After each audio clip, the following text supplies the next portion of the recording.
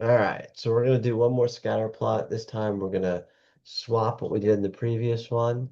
And we're gonna take total volume and put that on columns and take the price and put that in rows. Now I have one little circle here. Let's switch that from automatic to circle. And we want to see the breakdown. We want it by city, right? So again, we're going to take region and we're going to put that on detail. So we're going to drag and drop it over detail. And now if we hover over, we see each of the cities in the scatter plot. So we do have a few problems. First, if we take the region and put it over a label, this is a little bit easier to see. But we'll notice again that we have to get rid of these consolidated areas because there's multiple areas in there. And what we do is, again, we take region, we drop it into filters, and we're going to go by and do California.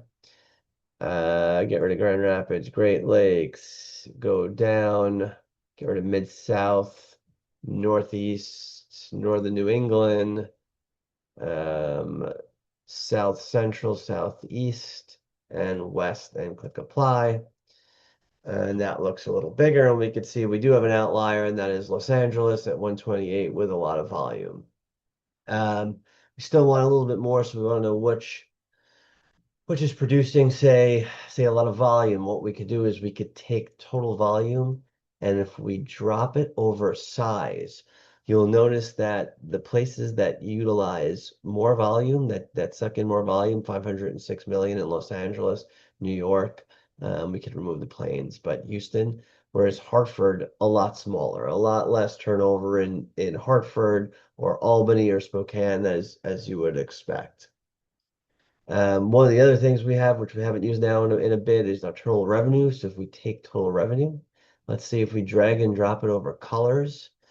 Now we could start to see, I'm going to move show me, we could start to see, all right, this is Los Angeles, a lot of money, New York, a lot of money, and so on. And if we want to go back to our old system, if we click the color marks and we click edit colors, the drop down here we could set as red, black, diverging. Looks fine. We'll close it and we could see that the ones that are producing more. Now again, if we had a zero line and we had there was some things that were actually losing money, if we had some cost involved, the red black margin you could set at zero, and so anything below zero you'd have like a lighter red. As it got more in the red, you'd lose even more money, and on the flip side with the black, the more money you made, the higher it would go. So that's one way we could have done it. And there's actually one more thing you could do if we click on the show me and we click on the bubbles. Now this is what it says. If you want bubbles, well, we need all of these things.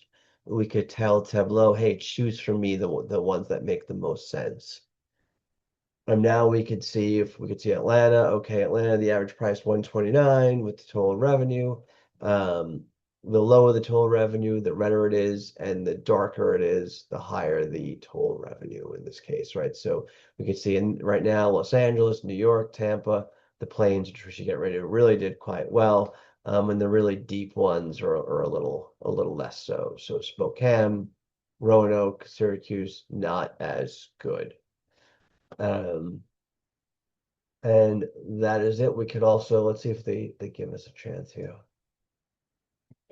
If we change on theirs, if we change the total volume, we could see again that the bigger the locations, Los Angeles, a lot of volume, New York, the Plains, Tampa, whereas the little guys, Roanoke, Boise, not producing as much.